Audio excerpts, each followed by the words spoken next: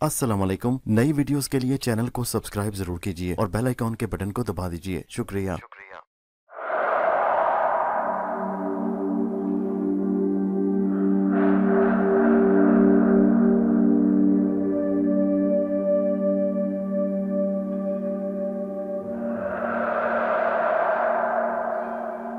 किसी गांव में किसान रहता था। उसके दादा ने अपने जमाने में दूसरे गांव के महाजन से अपना खेत गिरवी रखकर कुछ रकम उधार ली थी। घर की छत मुरम्मत करने की गर्ज से ली गई यह रकम अगरचे बहुत कम थी, मगर उस पर सूद इतना ज्यादा लग चुका था कि अब दादा के कर्ज की रकम पोते को अदा करना पड़ रही थी। 50 साल में 100 रुपए की यह रकम बढ़कर सूद समेत 1000 रुपए बन चुकी थी। जिस जमाने की यह कहानी है, उस जमाने में 1000 रुपया बहुत बड़ी रकम थी। इसलिए किसान हमेशा परेशान रहता कि शायद वो कभी भी अपने दादा के कर्ज की रकम और उसका सूद अदा नहीं कर पाएगा और ना ही अपना खेत महाजन से वापस हासिल कर सकेगा। किसान को हर माह सूद की किस्त अदा करने के लिए महाजन के पास दूसरे गांव जाना पड़ता था। ऐसे ही एक दफा जब किसान सूद की रकम अदा करने के लिए महाजन के गांव की तरफ रवाना हुआ तो उसे महाजन रास्ते में ही मिल गया। महाजन उस वक्त शहर से लौट रहा था और अब अपने गांव वापस जा रहा था। उसे देखते ही किसान बोला, अच्छा हुआ आपसे यही मुलाकात हो गई। मैं अपना कर्ज अदा करने आप ही की तरफ जा रहा था। महाजन ने मुस्कुराकर उसकी तरफ देखा और बोला, फिर चलो मेरे साथ ही मेरे घर चलो, क्योंकि तुम्हारा सारा हिसाब किताब जिन कागजात पर लिखा है वो घर पर ही पड़े हैं। अब दोनों महाजन के घर की तरफ चल पड़े। दोनों बातें करते चले जा रहे थे। अचानक महाजन के जहन में एक ख्याल उभरा। वो किसान से कहने लगा, अभी मेरा गांव काफी दूर है, इसलिए क्यों ना हम एक दूसरे को कोई मजेदार सी कहानी सुनाएं, जिससे रास्ता और वक्त आसानी से कट जाए। किसान उसकी बात मान गया। महाजन बहुत चालाक था। वो हमेशा किसी न किसी तरह दूसरों को बेवकूफ बनाकर रकम ईंटने और फायदा हासिल करने की कोशिश करता रहता था। इसलिए उसने किसान को भी सादा लोह समझते हुए एक शर्त रखी कि कहानी ख्वाह कितनी ही झूठी क्यों ना हो, दूसरा उसे झूठा नहीं कहेगा। अगर कहानी को सच नहीं मानेगा तो उसे कहानी सुनाने वाले को 1000 रुपये जुर्माना अदा करना होगा। किसान भी फौरन ये शर्त मान गया। महाजन दिल ही दिल में मुस्कुराने लगा कि अच्छा मुर्गा फंसा है। शर्त की वजह से ये इख्तलाफ करने की हिम्मत नहीं कर सकेगा। अगर ये मेरी कहानी को झूठा कहेगा तो मैं उससे शर्त के मुताबिक 1000 रुपये वसूल कर लूंगा, और अगर सच मानेगा तो मुझे उसकी बेइज्जती करने में बहुत मजा आएगा। यह सोचकर वो अपनी कहानी सुनाने लगा। मेरे दादा इस इलाके में सबसे ज्यादा अमीर कबीर ताजिर थे। वो एक बार माल तिजारत से भरे हुए 100 बहरी जहाज लेकर तिजारत करने निकले। उन्होंने पूरी दुनिया का सफर किया और अपना माल बेचकर खूब दौलत कमाई। जब वो घर वापस आए तो उनके पास एक हैरत अंगेज चीज मौजूद थी जो उन्हें दुनिया के कोने से मिली थी। वो क्या? किसान ने हैरत से पूछा। महाजन ने मुस्कुराकर उसकी तरफ देखा। सोने का एक कद्दे आदम मुजस्समा जो जिंदा लोगों की तरह बातें करता था। महाजन का ख्याल था कि किसान इस बात पर उछल पड़ेगा और कह देगा कि यह तो झूठ है कि मुजस्समा कैसे जिंदा लोगों की तरह बात कर सकता है। इस तरह वो शर्त के मुताबिक उससे 1000 रुपये वसूल कर लेगा। मगर किसान भी काया था, इसलिए संभल कर बोला, यह तो बहुत अच्छी बात है, आगे बताओ क्या हुआ। महाजन ने बुरा सा मुंह बनाया, फिर कहने लगा, यह मुजस्समा बहुत खास था क्योंकि यह किसी भी सवाल का जवाब दे सकता था। चुनाचे आसपास के इलाकों से लोग उसको देखने और उससे अपने सवालों के जवाब पूछने आने लगे। इतना कहकर उसने किसान की तरफ गौर से देखा और फिर बोला, एक दिन तुम्हारे दादा भी अपने एक सवाल का जवाब पूछने मेरे दादा के पास पहुंचे।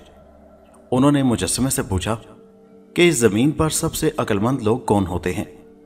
तो मूर्ति यानी उस मुजस्समे ने झट से जवाब दिया, महाजन लोग। उसके बाद तुम्हारे दादा ने दूसरा सवाल किया, इस जमीन पर सबसे ज्यादा बेवकूफ लोग कौन हैं? तो मुजस्समा फिर बोल उठा, किसान लोग। अब तो महाजन को यकीन था कि किसान इस बात पर जरूर एतराज करेगा, लेकिन किसान ने सर हिलाते हुए कहा, यह सच है कि सबसे ज्यादा बेवकूफ किसान लोग ही होते हैं, वरना मैं इतने बरसों से तुम्हें इस कर्ज पर सूद क्यों अदा करता चला आ रहा हूं जो मेरे दादा ने तुम्हारे दादा से लिया था। मायूस होकर महाजन ने अपनी बात जारी रखी। उसके बाद तुम्हारे दादा ने मूर्ति से पूछा कि किसानों में सबसे ज्यादा बेवकूफ कौन है। तो पता है मूर्ति ने क्या जवाब दिया? उसने तुम्हारे दादाजी का नाम लिया। ये कहते हुए महाजन खिलखिलाकर हंसने लगा। अब उसे यकीन था कि किसान जरूर उसकी बात की मुखालफत करेगा और उसे 1000 रुपए हासिल करने का मौका मिल जाएगा। मगर इस दफा भी किसान ने अपना सर हिलाते हुए कहा, तुम ठीक कहते हो। अगरचे महाजन की बातें किसान को बहुत तकलीफ दे रही थी, मगर उसने किसी न किसी तरह बर्दाश्त किया और फैसला किया कि वो भी महाजन को इसी तरह बदला देगा जैसे वो उसे परेशान कर रहा है। इसलिए वो चुपचाप महाजन की बातें सुनता रहा। महाजन दोबारा कहने लगा, अब मेरे दादा के उस मुजस्समे की शोहरत बादशाह तक पहुंच गई। वो खुद हमारे घर आया और उसने मेरे दादा को अपना वजीर आजम मुकर्रर कर दिया। चूंकि तुम्हारे दादा बहुत गरीब आदमी थे, इसलिए मेरे दादा ने दोस्ती निभाते हुए तुम्हारे दादा को भी बादशाह के दरबार में दरबान की नौकरी दिलवा दी। वो रात भर खजाने वाले कमरे के बाहर चौकीदारी करता। वो इतना बदसूरत था कि लोग उसकी शक्ल देखकर डर जाया करते थे, इसलिए चोरों का वहां घुसने का तो सवाल ही पैदा नहीं होता था।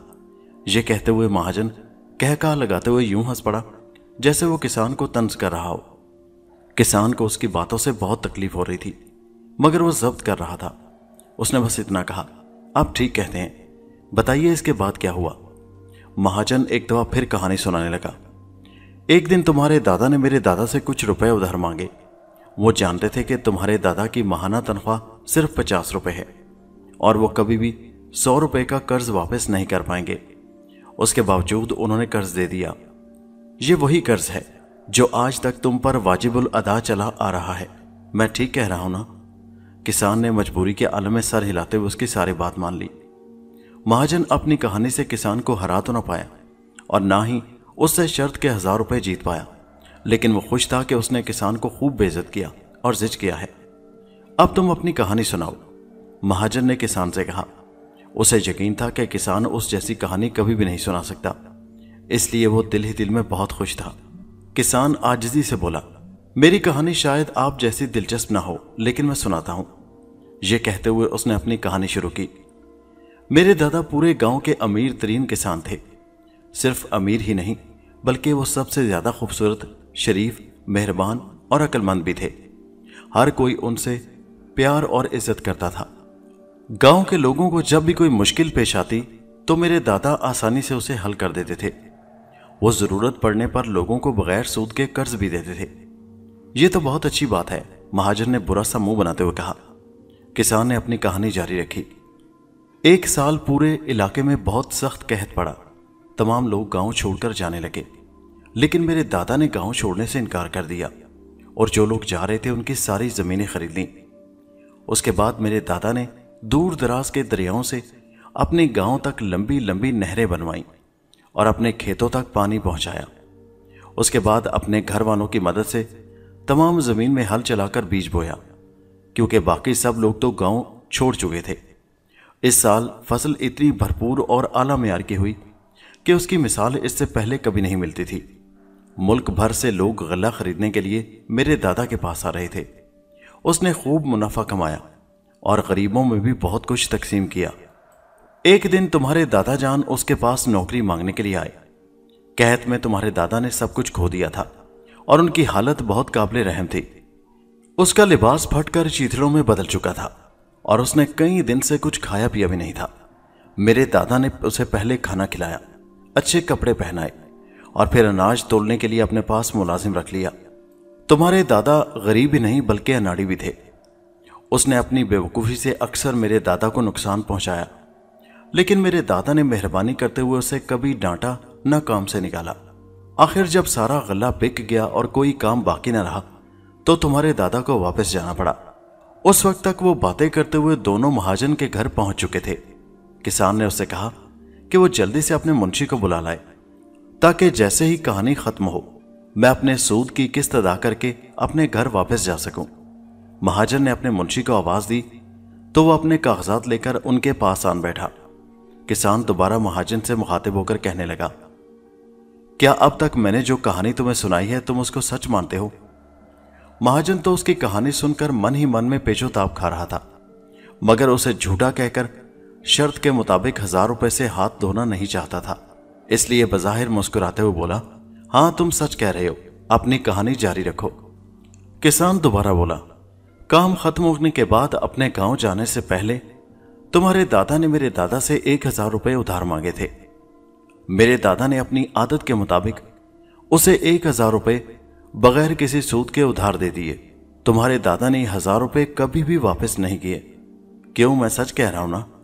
महाजन उसकी बात सुनकर बहुत जिज़बिज़ हो रहा था, क्योंकि वो अपने मुंशी के सामने अपने दादा की गुर्बत और बुराई के किस्से नहीं सुन सकता था। वो चाह रहा था कि किसान अपनी कहानी जल्दी जल्दी खत्म कर दे ताकि उसकी जान छूट जाए।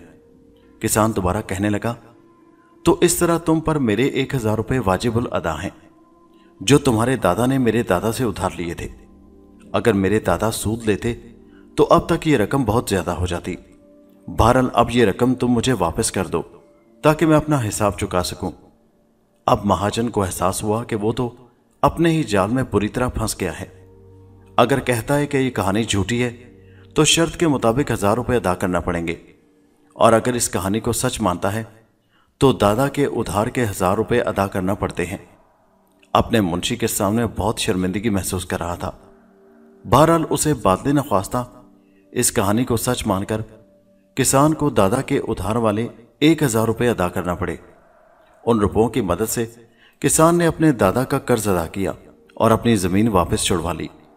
इस तरह किसान ने अपनी अक्लमंदी से चालाक और अयार महाजन को न सिर्फ सबक सिखाया बल्कि अपनी जमीन भी वापस हासिल कर ली।